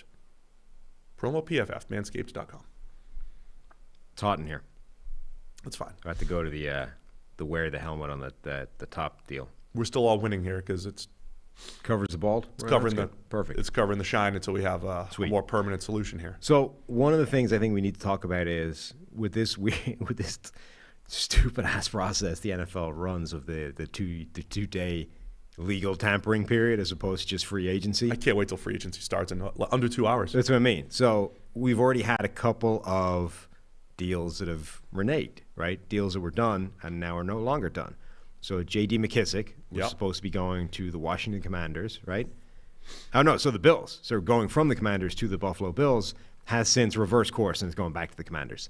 And then the other one, which I think is the interesting one to talk about, is Randy Gregory had a deal done with Dallas. Big deal. $70 million, 28 guaranteed, I think, however many years it was. Had a deal done with Dallas, and then it fell apart, and he signed effectively the same deal with Denver. And this has become this crazy, dramatic he said, she said about what the hell actually happened. And so I've done some research. Nice. His agent Peter Schaefer, is that the guy's name? I believe so. Yeah, I'm trying that to sounds find right. my notes here. Yes, his agent Peter Schaefer essentially did a tell-all with PFT, Pro Football Talk, and gave his side of the story. Not commenter, but No. Mike Florio, PFT? Correct. Okay. Yeah. And essentially his claim was that they had this whole deal worked out. It was kind of late in the day, and then Dallas came back with the contract that had this iffy language in it that voided his money if he was fined for things, not just suspended, which is relatively standard, but fined. And he said that his claim was that this is not at all standard. It came completely out of the blue. It wasn't in any previous discussions, blah, blah, blah. And Randy Gregory essentially looked at that and was like, what the hell is this? And got upset by that, pulled the whole thing, bounced. A guy called Mike Fisher of SI is a Dallas Cowboys reporter. So he says, first of all, it was in his old contract. Like it was in the contract of Randy Gregory. It's just finished. Also says that he had a couple more like Dallas Cowboys contracts on his phone. It was like working through them. They all have this language in it, and it's boilerplate from the CBA. It's standard stuff, right? Now, I then asked, so his take essentially is that he thinks that the agent either deliberately fumbled or just flubbed when Randy Gregory came to him and was like, what the hell is this language? I'm upset. And instead of being like, Randy, settle down. This is in every contract in the NFL. Chill. He either deliberately steered him to Denver because he lives in Denver or just didn't give him a good answer and Randy just pulled the whole plug and they went somewhere else. Now, Brad Spielberger, who was on the show on Monday. Thank you, Brad, by the way, for filling in for me while I was ill. Correct, even though he was ill. Didn't know that. Brad says that this is language specific to Dallas. So it's not boilerplate CBA language that every team in the NFL has and puts into their contracts. This is something specific to Dallas that gives them the ability to nix money if a guy is fined, but that Dallas does put in every contract except Dak because quarterbacks are special. So everybody's telling the truth essentially. Almost, yeah. It's like everybody's at least got more than a kernel right. of truth. Everybody's like 85% of the way there, right? And collectively, those just resulted in this whole thing blowing up. It does feel like a tremendously stupid reason for a deal as big as this to break down. And given that we are still a couple of hours away from the start of actual free agency, feels like you could kind of fix it by just picking up the phone, right? Yeah, you're a big just talk about it guy, huh? Well, just talk to Baker, just talk to Aaron Rodgers, just talk to Russell Wilson, just talk to Randy Gregory. If this really is just like a breakdown in communication, that, hey, Randy, by the way, you already signed this deal. Like, this was in your contract last time and the one before that. If that's what we're talking about here, how hard is it to put that back together again with a phone call? Yeah, that is interesting because as you're telling this whole story, I'm like, okay, this guy's lying. Oh, that guy's lying. None of them are lying. And then Brad tied it all together. It's like, nope, this is something the Cowboys do. Yeah. Everybody gets it. Turns out none of them are lying. Right. How does this impact both teams here? Because the Cowboys, part of their success last year was that fierce defensive front that included Micah Parsons, Randy Gregory, and DeMarcus Lawrence. The DeMarcus Lawrence thing by the Cowboys, too, was interesting because a lot of people are souring on what the Cowboys have done here. But because they had so much non-guaranteed money, ready to, on DeMarcus Lawrence's contract, they basically spun it into a much cheaper but guaranteed version. Yeah. So they save a lot of money there, the Cowboys. They have DeMarcus Lawrence coming back, but having Randy Gregory there made them fierce up front. From a Denver perspective, they're still trying to figure out how to replace Von Miller. I think they're doing that now with Randy Gregory, and the Broncos have made, beyond the Russell Wilson thing, just some good, solid moves to put pieces in place there. But Dallas still probably needs another edge rusher to keep the top trio alive with Micah Parsons and DeMarcus Lawrence. And the Broncos at least fill one of their big needs here with Gregory going. Yeah, I mean, to me, it depends. It depends where they pivot to, right? If they're not getting the Randy Gregory deal done, all of a sudden there's a Randy Gregory-shaped hole in the salary cap that they can then dedicate somewhere else. So there's already been talks that they're in on Von Miller and potentially trying to get that done. If they can sidestep, Randy Gregory and go to Von Miller, fine, no problem whatsoever. If they If they end up dithering and don't get anybody or don't get another edge rusher, then I would say that's a real issue. We actually have some real news breaking while we're on the show. What do we have here? 4-time Pro Bowl pass rusher Chandler Jones is finalizing a deal with the Bills? Nope. I don't know. I'm not reading. Who's signing everybody this free agency period? Division. The Jaguars. No. The Raiders. The Raiders are getting into the arms race. The Raiders are signing Chandler Jones. I see that now. Yes. And the Raiders have been rumored to be in on Stephon Gilmore, and they've been rumored to be on Tyrann Mathieu. Neither of those two have come true. Yeah. But it is interesting that they're going for the big name free agents. And the Raiders as a whole, before Max Crosby broke out, if I looked at their defense, I would say you need some playmakers. Like, you need some big-time stars on the defense somewhere. And even with him, they still do. And even with him, they still do. So now you have Chandler Jones and Max Crosby. And this is interesting as you look at the AFC West, because we mentioned how the Chargers they loaded up in the secondary and with pass rushers. So now you have Joey Bosa and Khalil Mack there. Denver just got Randy Gregory to go with Bradley Chubb is still there, for whatever that's worth. And now you have the Raiders with this duo of Max Crosby and Chandler Jones. Yeah. So maybe the Chiefs' offensive line investment in bringing Orlando Brown back and, just investing in the offensive line in general the last couple of years paid off. And maybe the Chiefs also need to look at the right tackle market a little bit closer. The Raiders needed to do something, right? Because you got the Chargers making all these moves. You have the fact that Kansas City is Kansas City and is going to be leading the way. The Broncos have made a ton of moves and got Russell Wilson. That division really is an arms race. And at the moment, the Raiders are lagging behind. And I kind of feel sorry for them because you look at it and you say, they can't, you're not going to it's not that you can't compete. It's that you are going to be underdogs because Derek Carr is not as good as the other quarterbacks in that division. And neither does it make any sense for you to blow it up and try and find a guy that's as good as those because you're now trying to find a quarterback. You're trying to find the best quarterback in the NFL, effectively, is what you're doing if you're starting from scratch, which just doesn't feel like a good, the chances of you achieving that are so small that you might as well not bother trying. So your only chance is to get with the program with everybody else and just start competing in an arms race, of which Chandler Jones is the first significant move. I like it. Chandler Jones, Yannick Ngakoue is still there, by the way.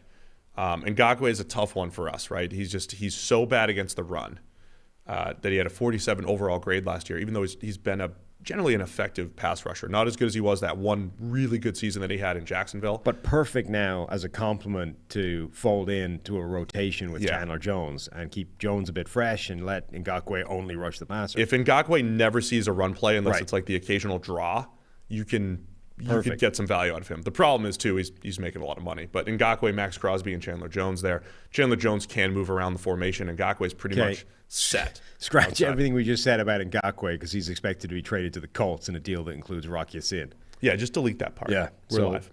Everything we just said in the last 30 seconds, ignore it. Rock Ya-Sin, I like that for Ngakoue, who, as I just mentioned, had a 47 grade last year. He's useless for the Raiders. You can't even use him at all. No. So good move by the Raiders. And the Colts and Chris Ballard have already said, got to get better in the trenches, and they need to pull that same strategy. Ngakoue should be a wide 9 rusher only, and never see a run play unless it's the occasional draw. We also have other breaking news. It's not per anybody except for his agency, but we'll give credit to PFF's own Doug Hyde. Okay. Cousin Doug. Doug. Quarterback. Joe Flacco has re-signed with the Jets. We don't have to change the opening yet. Joe Flacco's coming back to play football. Can you do another? Don't you realize that you're Joe Flacco? He's back with the Jets. No. He's going to mentor Zach Wilson. Again. Flacco's back, baby. So right up there with the Chandler Jones news. I couldn't be less enthused. Literally couldn't be less enthused. I could tell. I can't see your eyes, but I could see you rolling them through the visor. If I was sedated, I couldn't be less enthused by the news that Joe Flacco is coming back to be a backup. Joe Flacco hate. You want to go another half hour here? We're only about an hour and a half in. You and Brad had a really short podcast on Monday. Let's just keep going. Well, it's because Brad was desperately trying not to hurl mid-show. Yeah. You forced the poor guy out of his deathbed. I was hurling. To go on the show. I fully intended on making the show until 15 minutes prior. Yeah. Did not go well. Okay. Uchenna Nwosu is going to sign with the Seattle Seahawks, the edge rusher, former Charger. He's making up to $10 million a year, I believe. I like Nwosu, probably not for that price. Nwosu, one of my other favorite moves, I didn't see the terms, Obo Okoronkwo from the Rams signing with the Houston Texans. When you're evaluating this class, you have guys like Nwosu who have edge / drop into coverage ability. Okoronkwo has some of that. Are you any closer to having any freaking idea what the Houston Texans are doing? I don't. Did we get terms on that, though? Because I was joking. I like this move for Okoronkwo, but if it's for like one or 2 years, yet. I don't know. But so far, you remember last year they just went out there and they signed like 1 million players to either 1 or 2 year deals that didn't cost anything. But this year they're signing everybody to 2-year deals. But they did a lot of that. Next year it's going to be 3-year deals. They did a lot of that last year as well. There were 2-year cheap deals and a lot of 1-year deals. So it's the same thing, right? They're either signing or re-signing a lot of the players that they signed to 1- and 2-year deals last year to 1- and 2-year deals this year. So the likes of Desmond King, MJ Stewart, Terrence Brooks, Okoronkwo, Christian Kirksey, Malik Collins, AJ Cann, Justin Britt, Cedric Aboyhe, Pharaoh Brown, Chris Conley, and Jeff Driscoll. Every single one of those players is either on a 1- or 2-year deal. Actually, Okoronkwo, it's just a contract so far. We don't even know how long he's there for. That's the one I can't wait, because that's the guy I would, if you get him for the right price, maybe lock up for 3 years. But the thing is, you almost invalidate it by the fact that everybody else is signing the same contract. So, if you can get him for 2 years for not much money, great. On the other hand, that's what you're doing with everybody else. So what is the strategy here? Creeping back to below average across the roster is what they're doing. Honestly, they're just treading water until they can get Deshaun Watson off the books and actually start the project. I mean, look, it really is what they're doing. They are assuming they're going to get 3 first-round picks, a second-round pick, plus players. I've never seen this executed before. I've never seen a team genuinely and deliberately just tread water for multiple years until you can even start whatever it is you're planning on doing. Yeah, when has there been an owner that's been okay with that? They're just doing it in reverse, because normally you have all this draft capital. You know that the draft picks are going to be the core of your team, and then you add complementary pieces. It's unexciting, but it's not as bad as it looks.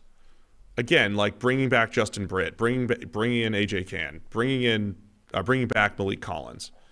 Like, you're just getting half-decent players. Collins is kind of up and down, but you're just getting half-decent players along the roster with the idea that all those first-round picks you're going to get, if there's a specific player, a good young player that you're going to get in the Watson deal, whoever that might be, those guys are going to be your nucleus, and these are all your complementary pieces. Again, you're just, whatever analogy you want to use from last year, like we're hanging the curtains before the foundation's laid. Yes, that's happening, but you know that the foundation's on the way, like the concrete's on the way. Yeah. At some point, maybe this week. But now what you've done is you've taken down those curtains and you've flipped them for different curtains that are still, cheap and worthless. And you still don't have any foundations. Yeah, but the concrete's on the way. Great. It's on the way. Still feels like messing around with the curtains, and the shower rails are a little bit irrelevant right now. I did hope to see more of the younger players that are going to be there 3 years from now. Yeah. For the Texans. Like, it's literally, they're not even doing something that lays any, like, even if you're only chipping away at a tiny piece of the foundation, right? Like, what we're going to do is spend the next 2 years doing nothing but bringing in like players 23 and younger, on the basis that like 3 or 4 of them will turn out to be quite useful and they will be part of the rebuild going forward. They're not even doing that. They're literally just like, let's just bring in bodies so that we can actually field 53 guys in a season, and then we'll do just to get just fulfill our contractually obligated our contractual obligations to play football, so that we don't get, I'm just here so we don't get fined. That's what the Texans are doing. The Texans are executing a multi-year version of the Marshawn Lynch press conference, where he just went out there and went, I'm just here so I don't get fined, and answer to every single question that went his way. The Texans are going to have to play 17 games next year, and in every single one of them, it's just, these are the 53 guys we're able to find and sign to a contract so that we could fulfill this game, so that we don't get fined or kicked out of the league, so that we can be here in 2 years' time when we finally traded this giant albatross that's been hanging around the franchise for the last 2 years, milking money without playing. Doesn't feel like a great strategy. Ain't nothing to add to your Texans takes. Certainly not one to be excited about if you're a Texans fan. You have a helmet, you might get signed.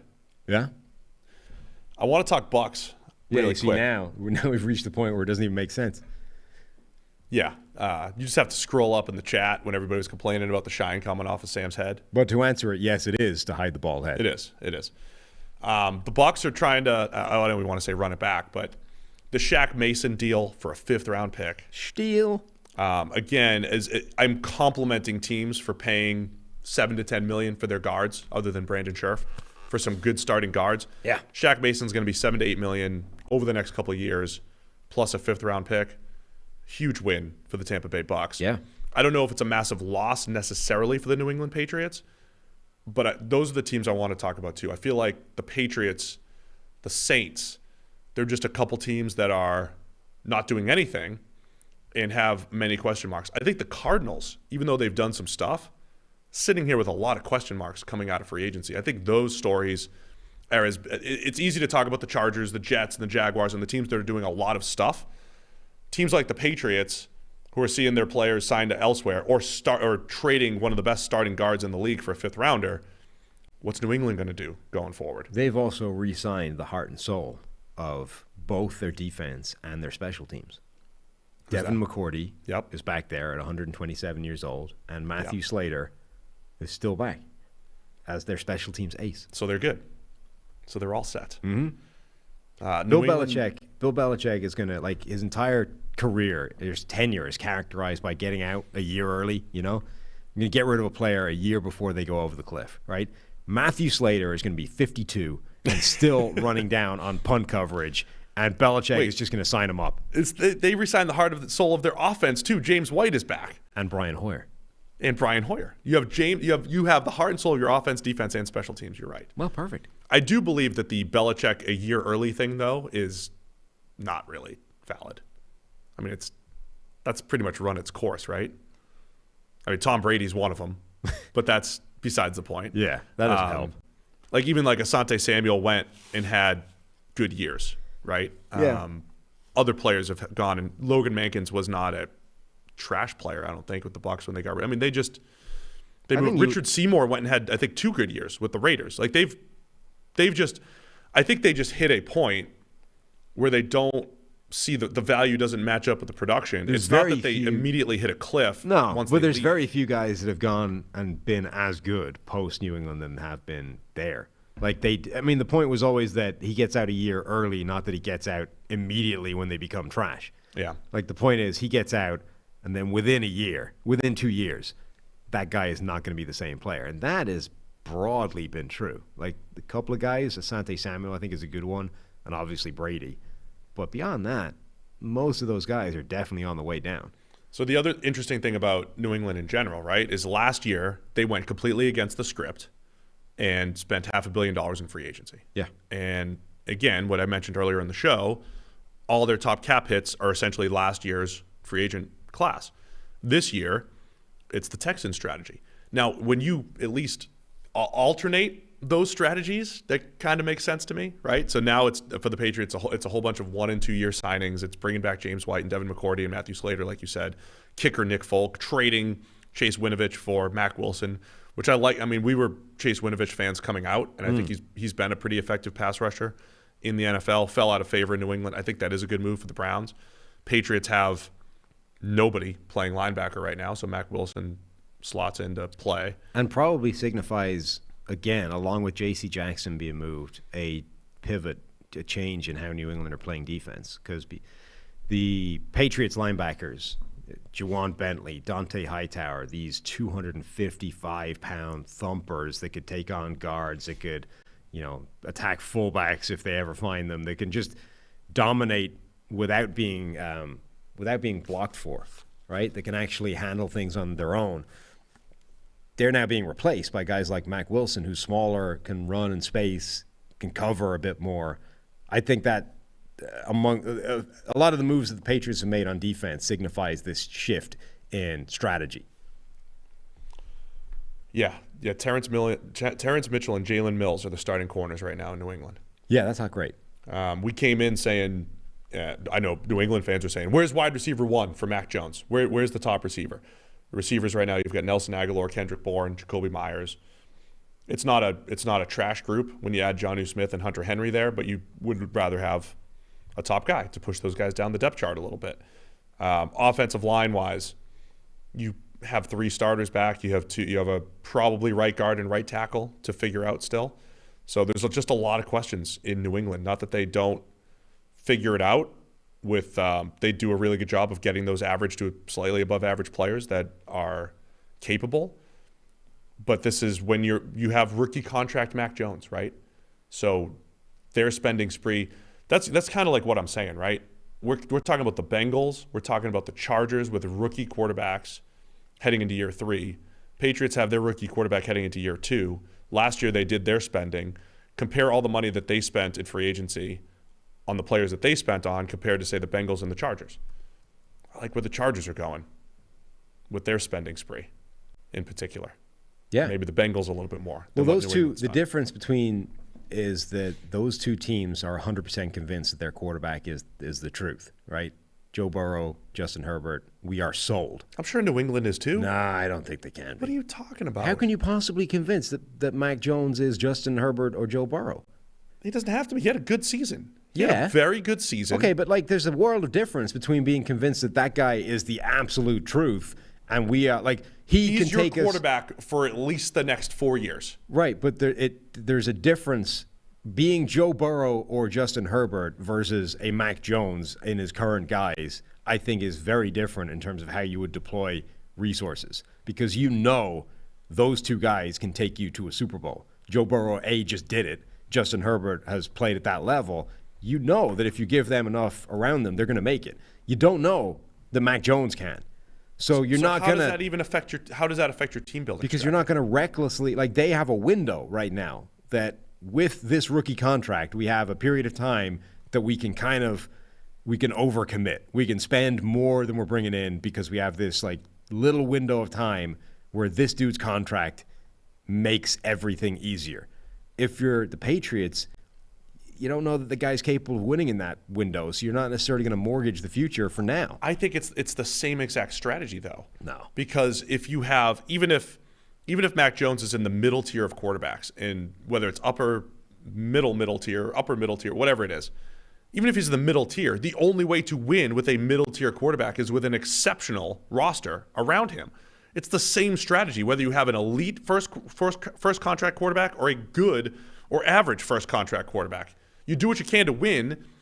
Like I said, Mac Jones is at least the quarterback for 3 more years, likely 4 with a 5th-year option, and it has nothing to do with whether or not you're going to sign him long-term beyond that. You got to do everything you can to win with that window because the advantage is still there's no money spent. But with Herbert and Burrow, you can overcommit to the next couple of years before that window disappears and his contract ends up being the giant money second deal. You can't do that with Mac Jones because you don't know if he's even going to be the guy going forward. So you can't when is that? You don't think he's going to be the guy after year 2, year 3? I don't know, but like how can you possibly know that after year 1? He hasn't played at that level yet. Ever. I mean, his level wasn't that much different than year 1 Joe Burrow. Or are you saying like give it one more year and then figure it out? It took year 2 Joe Burrow for you to be like, 100% now. Yeah, but you still knew after year 1 for Burrow and for Herbert, like, well, this is the guy. It's the guy we invested in. Let's go. Go get it. Same thing happened with Baker in Cleveland. Let's go. Go get it. I mean, maybe that's your argument against. Baker fell off a cliff, and now we're sitting here with a pretty good Browns roster and no quarterback, potentially, if they trade him. All right. What else you want to touch on? I just closed all my tabs by accident. I got to bring them all back here. That's a real shame. What else is tickling your fancy here in free agency? Tickling the fancy. Either teams, good or bad. Which teams need love? Let's talk about the Steelers. Steelers are doing a decent job. I think so. Yeah. So they bring in James Daniels, which I think is an important and needed move to the offensive line. I mean, re-signing Okorafor, okay. I don't love that, but fine. It's not massive money, but it's more than he should be paid, I think. Signing Trubisky, okay. It's not the most money in the world, but it doesn't feel like a great move. Most of their moves, I think, have been kind of in that treading water area, but the signing of James Daniels is a good move. Yeah, I like the James Daniels move. The Trubisky thing, isn't it just a matter of perspective, man? Like it's. Yeah, I don't. So we've been called Trubisky haters or whatever you want to call it because it's fine. It's not. Yeah. Like I would like to. I haven't heard a sort of definitive. How interested were the Giants? That's what I would like to know about the Trubisky thing. Because you mean if that drove up the price? No. So the Giants. It was reportedly down to the Giants or the Steelers, but I don't know if that's like, hey, Trubisky's only interest in those two teams, or if that's like the Giants are actively pursuing him. And the Steelers ended up going a little bit higher, and that's where he went. I think the one thing that would make me interested in Trubisky going forward is if the Giants were very interested, given Brian Daboll being essentially the only guy with firsthand knowledge of where he is right now, right? Yeah. Trubisky spent a year sitting behind Josh Allen in Buffalo, where Brian Daboll was the offensive coordinator, and if he came out of that year wanting to bring Trubisky to a place like New York where they don't necessarily have a guaranteed starter in Daniel Jones, that at least makes me more interested in what Trubisky is right now. If we're just like collectively deciding that a year sitting in the general vicinity of Josh Allen and Brian Daboll will automatically, through osmosis, have made Trubisky a better player, I mean, that's just, there's nothing to that, right? It's projection. It's bullshit. It's made up. If you're saying the Steelers expect to see this, like if Daboll wasn't interested, I think it says something. If Daboll was interested, I think it says something. And I think each one of those things is actually instructive for where Trubisky, what you could expect from Trubisky in Pittsburgh. And I think it's just it doesn't keep Pittsburgh from drafting a quarterback. If anything, it actually, I think, signals that they're going to draft a quarterback. And by the way, there's no like, this is it's one of those rare scenarios where there's no middle ground. This is actually, they were either interested or they weren't. There's no like hedge here. It's Daboll either was interested in reconnecting with Trubisky, which I think says something positive about him, or Daboll was not interested in connecting with Trubisky, which I think says something negative about him. I'm interested in more, you know me, Mitchell Trubisky data points. Oh, God. I would love to see him play more football as a starter. I don't think he'll get the opportunity in Pittsburgh, to be honest. I do think they're going to either make a move for Malik Willis or they're going to draft somebody. Where Trubisky might get a shot to play is if the Steelers draft like a Desmond Ridder or whatever it might be in the second round, and Trubisky's the starter. I mean, Trubisky's probably the starter over Desmond Ridder day one, if he's the guy, just as an example. But I would like to see Trubisky. I would like to see if there was something to the one game where he looked good in the preseason. I would also like to see, even though I don't think Matt Nagy like held Trubisky down, but given the way Matt Nagy finished with the Bears, there's some evidence to suggest that maybe that wasn't the best situation for quarterbacks. I don't know if that's necessarily the case, but I'd be interested in another year of watching Trubisky in a different situation.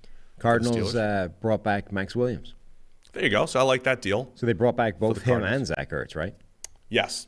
So that makes me, again, with Arizona, AJ Green, I mean, I want to see a better receiver there, like to replace Christian Kirk. Literally everything they've done this offseason has been re-signing players. Yeah. Colt McCoy, James Conner, Zach Ertz, Max Williams. That's fine. I mean, it's not a bad thing. They were a playoff team for a reason, but you would still like to see them attack something. Yeah. So having the two tight ends there with Zach Ertz and Max Williams, I like. The James Conner last year, he was making under $2 million, and now he's not. And now he's not, right? That's the thing, right? That's what's so tough about those things, right? Like last year, James Conner, dollar for dollar, especially at the position, really valuable. Now, when you sign him to a long-term deal for a lot more money, I mean, good on Conner, but it's not as nice of a deal. Yeah, like teams, there's something to teams wanting to reward players for seasons like James Conner just had. On the other hand, the fact that James Conner just had a season like James Conner just had is actually a lesson in why you don't reward him for that season. You know what I mean? Because you can just go out and find the next James Conner for 1 year, $2 million and do the same thing. And it sucks. Like playing running back in today's NFL is the last thing in the world you want to do if you're a football player, because every available data point says that you simply should not give those guys money. You should, in fact, treat them like these horrible just objects that can be cycled in and out. They're usable pieces. They're like perishables, right? They're just the most replaceable position. Yes, in the NFL. they're like timing belts in a car. They're the thing that you're supposed to toss out every few thousand miles and replace just because if it goes wrong, the whole engine falls apart. So, yeah, you want to reward them because they're people and humans, and that's the way that a lot of people are wired. But from a purely detached, clinical team-building process and where's the place you should put your resources, it shouldn't be giving a guy like James Conner a contract off the back of that. Yeah, so that's my concerns with the Cardinals are probably similar to last year. They're starting corners as of right now, Marco Wilson, Breon Borders. Yeah. So and Byron Murphy in the slot. But I think they have work to do at corner. They have work to do at receiver. I think even with Rondell Moore there, probably 2 receivers that I would want. I mean, a lot hinges on what you can project Rondell Moore into be going forward. Rondell? Yeah. Do you think he's a legitimate, I don't want to say outside receiver, but a legitimate full route tree slot receiver? Yeah, I think he has the potential. So more to than be just that. a gimmick. I think he has the potential to replace like 100% of what you lost in Christian Kirk, plus the gimmick ability that he has already. Now, that doesn't mean he will, but I think he has that potential. Let's finish this by one thing I want to ask you is, with Aaron Rodgers signing his new $150 million contract or whatever that is anybody interested in Jordan Love?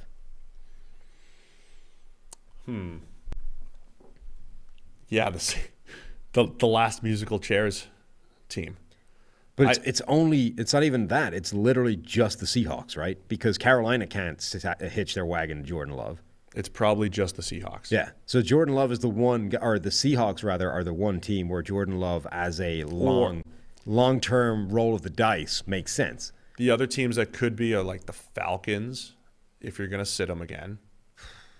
But he's heading into year 3. Like, you're running out of time where Jordan Love is cheap. Yes. Where you're going to get a look at Or him. you can even figure out what he is before you have to pick up his 5th-year option and the blah, Saints, blah, blah. maybe? Saints? But they kind of feel like they want an answer now. Like the Seahawks, as far as I can tell, are literally the one team where it's like, so we bring in Jordan Love, we take a shot, and if we think he's the long-term future, now we're getting somewhere. Yeah.